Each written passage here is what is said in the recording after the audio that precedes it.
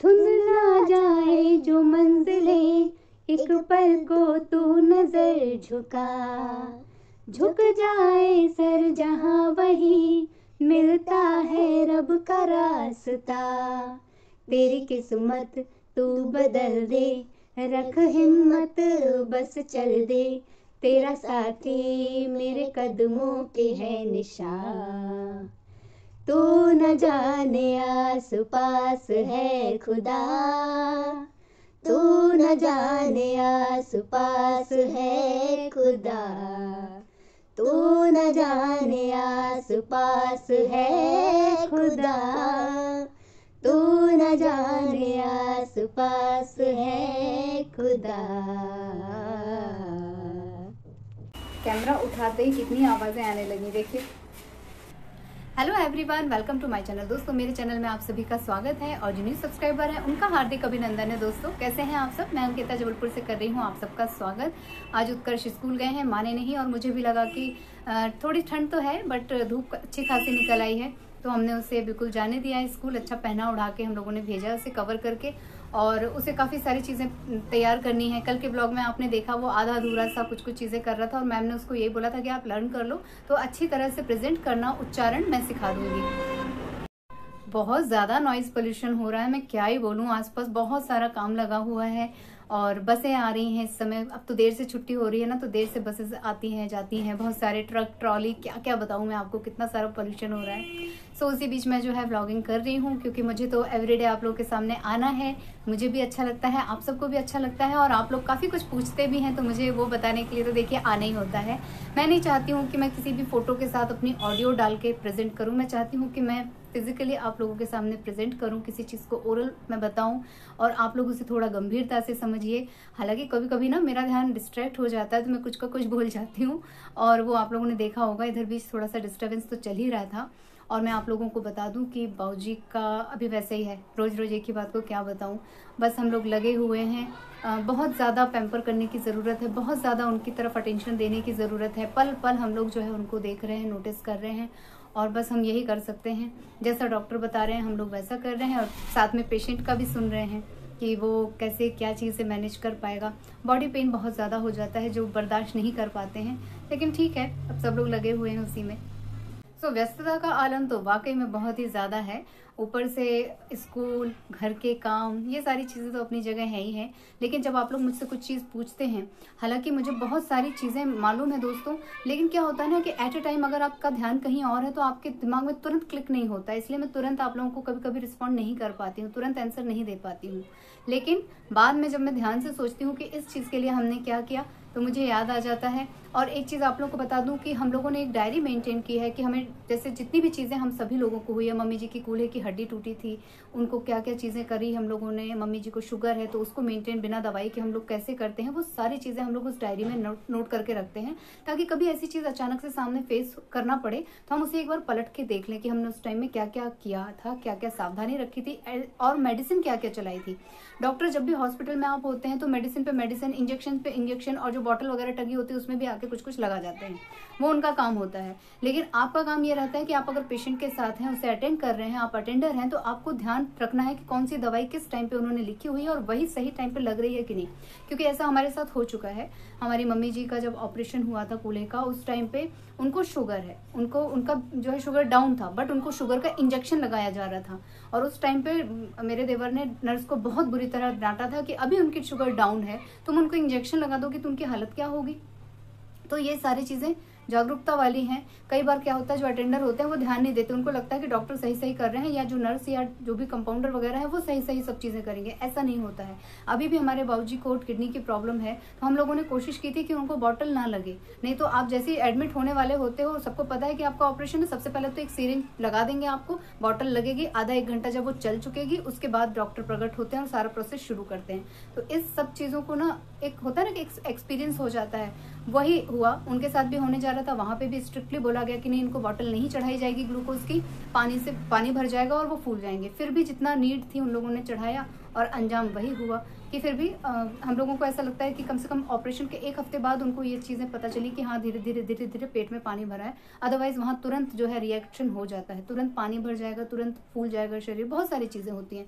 तो अगर आपका पेशेंट है घर में, आप उसको अटेंड कर रहे हैं, तो एक एक चीज़ उसकी तासीर से आपको वाकिफ़ होने की ज़रूरत है और साथ में आपको कितना जागरूक रहने की ज़रूरत है, ये तो आप सब लोग देख ही रहे हैं। ये 2 एग्जाम्पल काफ़ी हैं जानने के लिए। और अभी जगह का तो मैं नहीं कहूँगी, लेकिन कुछ जगह पे तो पेशेंट अंदर आया तो वो एक एक्सपेरिमेंट का पुतला होता है, जिसके ऊपर जो डॉक्टर होते हैं वो तो करते ही हैं, कुछ लर्नर्स भी होते हैं, स्टूडेंट्स भी होते हैं, वो उनको भी बताते चलते हैं। तो बहुत सारी जगह हम इंटरफेयर नहीं कर पाते हैं, लेकिन हमारा पेशेंट है तो हमें स्ट्रांगली वहाँ पर खड़े रहना पड़ता है कि आप ये क्यों कर रहे हो, या ऐसा क्यों, वैसा क्यों। बहुत सारे तामझाम होते हैं दोस्तों, और जब आप उससे गुजरते हैं ना, तो आपको अच्छे, कड़वे, मीठे हर तरह के अनुभव होते हैं। और मुझसे किसी ने ना गठिया के लिए पूछा था कि आप घरेलू कोई उपचार जानती हूँ, बहुत ज़्यादा पेन है घुटनों में, उठने बैठने में बहुत प्रॉब्लम हो रही है। तो मैं बहुत ज़्यादा कुछ तो नहीं जानती हूँ, मैंने मेथी का यूज़ सुना है, और जिन लोगों को जोड़ों में दर्द होते हैं उनके लिए मेथी के लड्डू, गोंद के लड्डू, ये सब चीज़ें मैं जानती हूँ। हम लोग भी अब इस एज में तो ये सारी चीज़ें ठंड में लेते ही लेते हैं ताकि हमें जोड़ों का दर्द ना हो। गुड़ के लड्डू जो होते हैं, जिनमें अच्छी बढ़िया सौंठ पड़ी होती है, गोंद पड़ा होता है, मेथी अच्छी मात्रा में पड़ी होती है, तो ये लड्डू तो फ़ायदा करते ही करते हैं। और इस सीज़न में ये सारी चीज़ें वैसे भी घर में सभी लोग बनाते हैं, तो आपको जिस पर्पज़ से बनाना है उस हिसाब की चीज़ें थोड़ी सी कम या ज़्यादा उसमें डाली जा सकती हैं। इसके अलावा मैं एक चीज़ और आप लोगों के साथ शेयर कर रही हूँ। ठंड के मौसम में साग पात बहुत ज़्यादा मिलती है, पालक की साग, बथुआ की साग, मेथी की साग, ये सारी भाजियाँ बहुत ज़्यादा मिलती हैं। इसमें से जो है बथुआ जो होता है, अगर आपको घुटने में दर्द है या आपको गठिया है, जोड़ों में जॉइंट्स पेन है, आपको, आप बिस्तर पे हैं, चलने फिरने में, उठने बैठने में आपको प्रॉब्लम हो रही है, तो बथुए की ताज़ी ताज़ी पत्तियाँ लीजिए और उसका जो है रस निकाल लीजिए, और उस रस को कम से कम 15 ml वो क्वांटिटी होनी चाहिए रस की, खाली पेट आपको पीना है। और आपको ध्यान रखना है कि ना उसमें नमक मिलाना है, ना काली मिर्च मिलाना है, कुछ भी नहीं मिलाना है, बस ताज़ा ताज़ा तुरंत निकालना है और उसे गटाक से पी जाना है।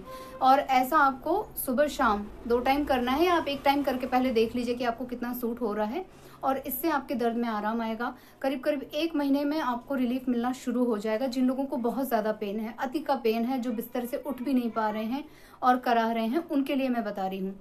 15 ml आपका रस होना चाहिए, बथुए के ताज़े पत्ते होने चाहिए, और जब आप ये रस ले रहे हैं तो आपको कम से कम 2 घंटे आगे पीछे कुछ भी खाने पीने का गैप रखना है।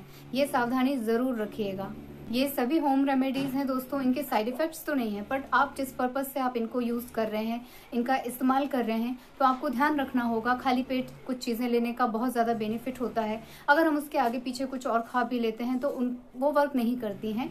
और वैसे भी अगर आप बथुए का रस नहीं ले पा रहे हैं, कभी कभी प्रॉब्लम हो जाती है, हम खाली पेट लेते हैं तो कभी हमें गैस बन जाती है, कभी हमें कफ बनने लग जाता है, बहुत सारी प्रॉब्लम्स होती हैं, तो आप डेली प्रतिदिन बथुए की रोटी खाइए।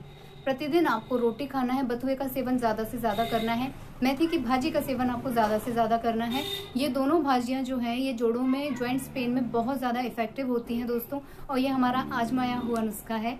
और लोगों को बहुत सारी चीज़ें खाना मना है, लेकिन मैं कोशिश करती हूँ कि सीज़न में बथुआ मेथी का प्रयोग मैं ज़्यादा से ज़्यादा करती हूँ। पालक का थोड़ा हम कम कर पाते हैं, और सुना है कि पालक थोड़ी ठंडी तासीर की भी होती है, तो कम ही यूज़ करते हैं हम, एक आध बार कर लिया तो कर लिया। अदरवाइज़ मेथी और बथुआ ये 2 तो पर्टिकुलर होते ही हैं। जितना ज़्यादा सीज़न में मिल जाता है, हम मेथी के पराठे, मेथी की रोटी ज़रूर से बना लेते हैं। उसकी भाजी भी अच्छी लगती है दोस्तों, जिनको बच्चों को भाजी पसंद है उनको आप भाजी भी दे सकते हैं। और बथुए की तो मुझे बथुए का रायता बनता है, दाल में डाला जाता है, और आटे में तो डाला ही जाता है। बहुत सारी चीज़ें बनती हैं। जिन लोगों को सब्ज़ी पसंद नहीं है, क्योंकि बथुआ थोड़ा सा ना कसेला कसेला होता है, इसलिए यूजुअली लोगों को वो पसंद नहीं आता है, बट अगर आप मेडिसिन के हिसाब से उसे ले रहे हैं तो आप लेना शुरू कर दीजिए। खासकर जिन लोगों को जॉइंट्स पेन है, जो लोग दर्द में हैं, ठंड की वजह से अकड़न हो जाती है जिन लोगों को, वो लोग ज़रूर से इन चीज़ों को लें और आप उसका फ़ायदा देखिए। और साथ में आप लोग मेथी का, भुनी हुई मेथी जो होती है उसका चूर्ण भी ले सकते हैं सुबह सुबह खाली पेट, वो भी बहुत फ़ायदा करता है। केवल गैस के लिए नहीं, मेथी बहुत सारे रोगों में फ़ायदा करती है। ठंड के दिन है दोस्तों, तो स्वाभाविक है जिन लोगों को जोड़ों का दर्द होता है या जिन लोगों को गठिया है, वो इस टाइम पे बढ़ जाता है ठंडक की वजह से, और आपके जोड़ों में, इवन ये हाथों में भी आप लोगों को बहुत दर्द होता है, कई लोगों को तो इतना ज़्यादा पेन होता है कि वो आटा भी नहीं सान पाते हैं, कई लोगों को उठने बैठने में दर्द होता है, कई लोगों को कोहनी वोहनी में दर्द होता है। तो तरह तरह की जगह पे आपको दर्द होता है, यहाँ पे भी दर्द होता है दोस्तों। तो इसके लिए क्या करते हैं वो मैं आप लोगों के साथ शेयर कर रही हूँ।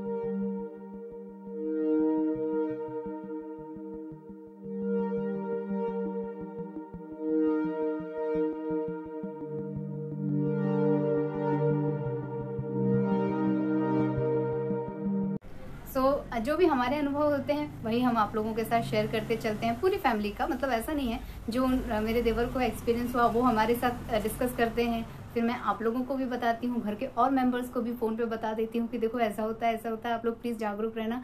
या कहीं मुझे किसी के बारे में कुछ केस पता चलता है तो मैं वहाँ पर भी उसको सावधान कर देती हूँ, सावधान करती हूँ दोस्तों, डराती नहीं हूँ।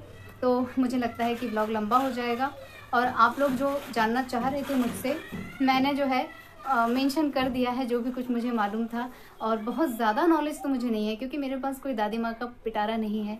जो होता है ना नुस्खे बहुत सारे, बस यही है कि हाँ कुछ चीज़ें करते देखा है, की हुई हैं कुछ चीज़ें, घर में अभी भी चल रही हैं, तो वही सारी चीज़ें आप लोगों के साथ शेयर करने में मुझे कोई प्रॉब्लम नहीं होती है। तो गठिया के लिए या जोड़ों के दर्द के लिए हम जो यूज़ करते हैं वो मैंने आपके साथ शेयर कर दिया है। आप लोगों में से जिसके ये काम आ जाएगा मुझे अच्छा लगेगा। और बाकी तो फिर देखो, और ऊपर से नॉइज़ पोल्यूशन तो इतना हो रहा है कि मुझे तो क्या ही मैं बोलूँ।